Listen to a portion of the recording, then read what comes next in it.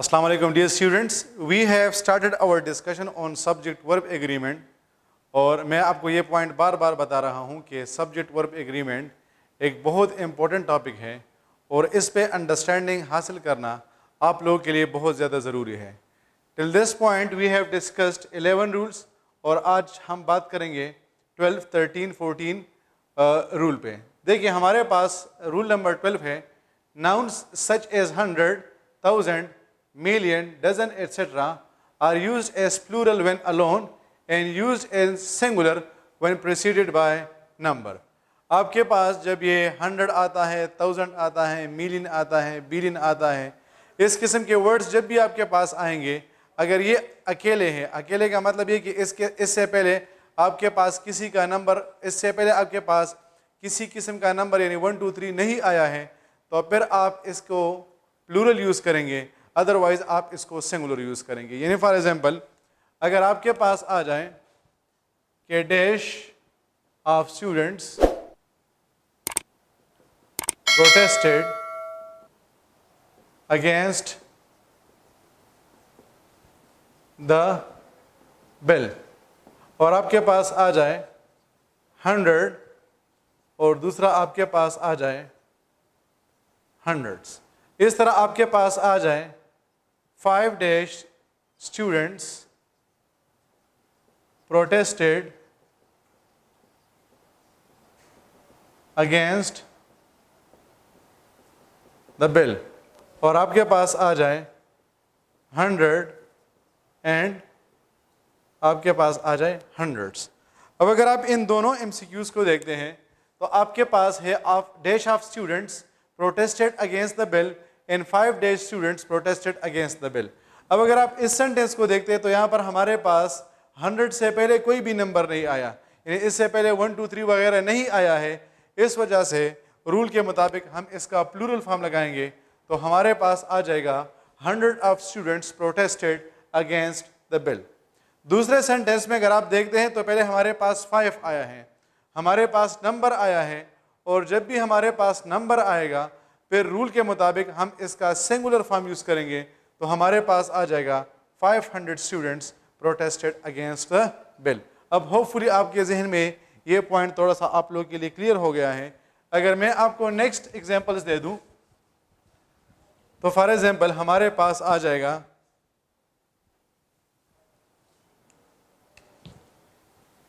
The department has solved dash of cases। The department has solved dash of cases। आपके पास आ जाए 1000 और दूसरा आपके पास आ जाए thousands। इसी तरह आपके पास आ जाए the department has solved 10 dash cases और आपके पास आ जाएं 1000 एंड thousands। अब अगर आप MCQs नंबर 1 को देखते हैं तो यहाँ पर हमारे पास आया है the department has solved dash of cases. इससे पहले हमारे पास 1, 2, 3 नहीं आया है, तो जब भी इससे पहले हमारे पास किसी किस्म का नंबर नहीं आएगा तो फिर हम हमेशा इसका प्लूरल फॉर्म लगाएंगे तो हम कहते हैं कि the department has solved thousands of cases। दूसरे में हमारे पास है the department has solved 10 dash cases। अब यहाँ पर हमारे पास चूंकि इससे पहले 10 आया है और 10 हमारे पास नंबर है तो हमने ये रूल डिस्कस कर लिया है कि जब भी इन वर्ड से पहले हमारे पास नंबर आएगा तो फिर हम इसका सिंगुलर फॉर्म लगाएंगे तो हमारे पास आ जाएगा the department has solved 10,000 cases. अगर आप कहते हैं कि the department has solved 10,000 cases तो फिर आपके पास जो है वो आपका सेंटेंस गलत होगा। लास्ट एग्जांपल इसी के साथ रिलेटेड मैं आपको दूंगा एंड दैट इज कि हमारे पास आ जाए कि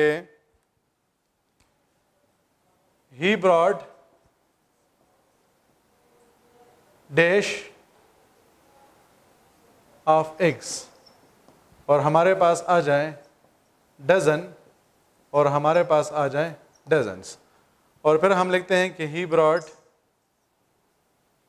2 डैश एग्स, और हमारे पास आ जाए डजन, और हमारे पास आ जाए डजन्स। अब आप देख सकते हैं कि यहाँ पर हमारे पास डजन तो आया है और डजन्स भी आया है, लेकिन इससे पहले हमारे पास किसी किस्म का नंबर मौजूद नहीं है, तो यहाँ पर हम लगा लेंगे he brought dozens of eggs, and यहाँ पर चूंकि हमारे पास 2 आया है, इस वजह से हम लिख लेंगे कि ही ब्रॉट 2 डजन एग्स। तो अब आप इस पॉइंट को समझ गए हैं कि जब भी आपके पास ऐसे वर्ड्स आएंगे जिसमें हमारे पास for example 100, 10, 1000, millions, billions, trillions या डजन वगैरह आ जाए, या इसमें एक और वर्ड है स्कोर, SCORE, स्कोर्स, तो आप उसको हमेशा जो है वो सिंगुलर प्लूरल यूज करेंगे, और अगर इससे पहले आपके पास नंबर आ जाए तो फिर हमेशा आप इसको सिंगुलर यूज करेंगे। फिर हमारे पास है रूल नंबर 13। अगर आपके पास ये वाले वर्ड्स आते हैं one, none, either, neither, all, each, बहुत ज्यादा इंपॉर्टेंट पॉइंट्स है और इनको समझे। अगर आपके पास आ जाए one of my dash contacted me, और आपके पास आ जाए फ्रेंड, और दूसरा आपके पास आ जाए फ्रेंड्स, तो हमने यहाँ पर लिखा है कि जब हमारे पास आ जाए one, none, either, neither, all, each, और इसके बाद जो दूसरा वर्ड आपके पास आया है ऑफ, तो याद रखिए आपके पास जो नाउन आएगा वो आप उसका प्लूरल फॉर्म लगाएंगे, और जो आप वर्ब लगाएंगे आप उसको सिंगुलर यूज करेंगे। अभी आपके जहन में पहले हम इस पॉइंट को डिस्कस करते हैं कि प्लूरल कैसे आएगा। तो देखिए हमारे पास वन आया, फिर हमने उसके बाद ऑफ लगा लिया, तो हमने ये रूल डिस्कस किया है कि जब भी वन के बाद ऑफ आएगा तो फिर हमारे पास जो नाउन आएगा उसका हम प्लूरल फॉर्म लगाएंगे। One of my friends contacted me, अगर आप कहते हैं कि वन ऑफ माई फ्रेंड, तो फिर तो इसका मतलब ये कि आपका सिर्फ और सिर्फ एक दोस्त है, तो नहीं, क्योंकि इंसान के दोस्त ज्यादा होते हैं, इस वजह से आप कहेंगे कि one of my friends contacted me. इसी तरह अगर आपके पास आ जाए each of the dash should be solve, और आपके पास आ जाए प्रॉब्लम, और दूसरा आपके पास आ जाए प्रॉब्लम्स, तो फिर हमारे पास वही वाला रूल है कि जब सेंटेंस के स्टार्ट में आपके पास ईच आएगा और इसके बाद दूसरा वर्ड आपके पास ऑफ आ जाए, तो आपके पास जो नाउन आएगा आप उसका प्लूरल फॉर्म लगाएंगे, तो हम कहते हैं कि each of the problems should be solved. इसी के साथ फिर दूसरा पॉइंट हमने ये लिखा है कि आपके पास जो वर्ब आएगा, वर्ब आप उसका सिंगुलर फॉर्म यूज करेंगे। देखिए अगर आपके पास एमसीक्यूज आ जाए कि one of my friends dash coming, और आपके पास आ जाए is am are, one of my friends dash coming is am are, तो आपके पास पहले वन आया है, उसके बाद ऑफ आया है, तो देखिए हमने नाउन कौन सा लगाया है, प्लूरल, लेकिन हमारे पास वर्ब कौन सा आएगा, शाबाश, तो हमारे पास जो वर्ब आएगा that is going to be singular, one of my friends is coming. तो अक्सर औकात आप लोग ये गलती कर लेते हैं कि या तो आप इस नाउन का प्लूरल फॉर्म लिखने के बजाय इसका सिंगुलर फॉर्म लिख देते हैं, या फिर आप कहते हैं कि चूंकि हमारे पास प्लूरल नाउन आया है तो हम इसके साथ प्लूरल वर्ब लगा लेंगे, और इस तरह आप इस गलती को भी कर लेते हैं। तो याद रखिए नाउन प्लूरल आएगा और वर्ब कौन सा आएगा, वर्ब आपके पास सिंगुलर आएगा। अगर नेक्स्ट एग्जांपल मैं दूं, either of the parents dash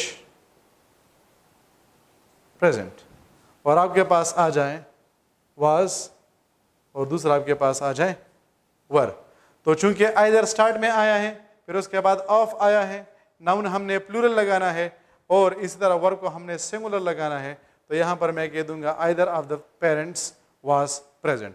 इसी तरह अगर मैं कहूं कि neither of the players dash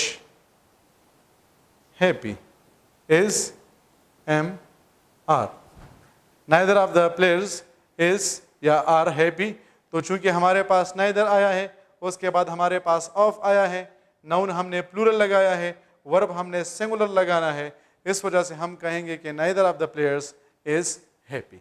तो होपफुली रूल नंबर 13 भी अब आप लोग के लिए क्लियर हो गया है।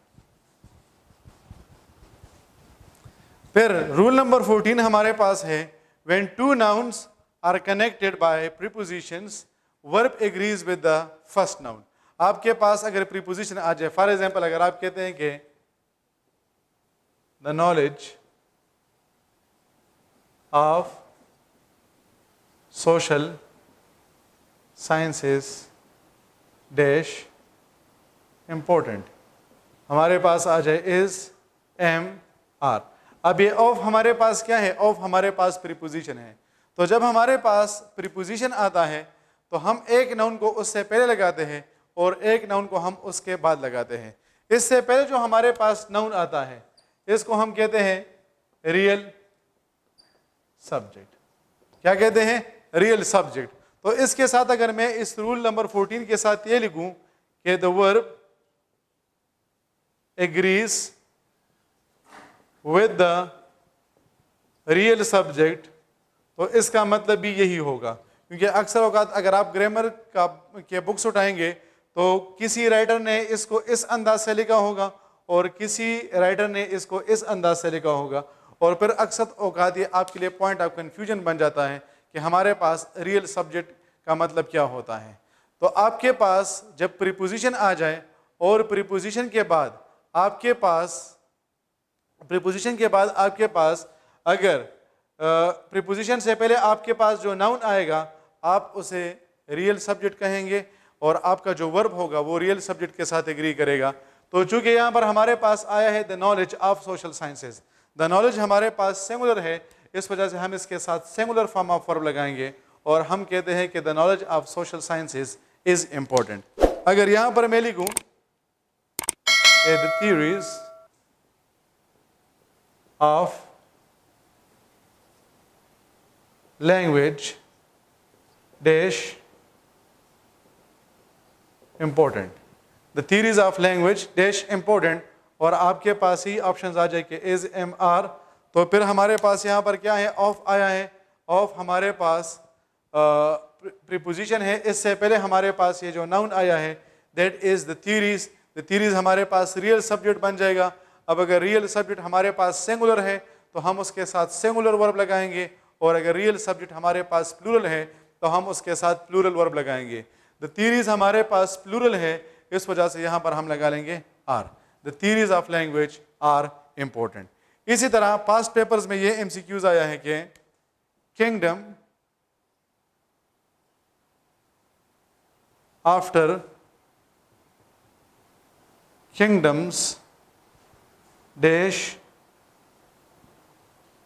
Conquered, kingdom after kingdoms dash conquered, आपके पास है वाज और दूसरा आपके पास है वर। अब देखिए हमारे पास आफ्टर प्रीपोजिशन है, इससे पहले हमारे पास जो किंगडम आया है ये इसका सिंगुलर फॉर्म है, इसके बाद जो हमारे पास किंगडम आया है ये इसका प्लूरल फॉर्म है। रूल के मुताबिक हमने आफ्टर से पहले यानी प्रीपोजिशन से पहले हमारे पास जो नाउन आया है हमने उसके फॉर्म को देखना है कि ये हमारे पास सिंगुलर है या प्लूरल है। तो यहाँ पर हमारे पास ये जो किंगडम है ये सिंगुलर है, इस वजह से हम इसके साथ लगा लेंगे वास। एक लास्ट एग्जांपल मैं आपको देता हूँ कि फॉर एग्जांपल मैं कहता हूँ कि Ibrahim besides his other activities dash sparing time for media 2. Ibrahim besides his other activities dash sparing time for media 2, तो हमारे पास आ जाएगा is, am और are। अब देखिए हमारे पास यहाँ पर besides आया है, बिसाइड से पहले हमारे पास इब्राहिम आया है, इब्राहिम हमारे पास एक पर्सन का नाम है तो ये हमारे पास बन जाएगा सिंगुलर। इसके बाद हमारे पास आया है his other activities, his other activities हमारे पास प्लूरल है, लेकिन हमारा जो वर्ब आएगा वो रियल सब्जेक्ट के मुताबिक आएगा।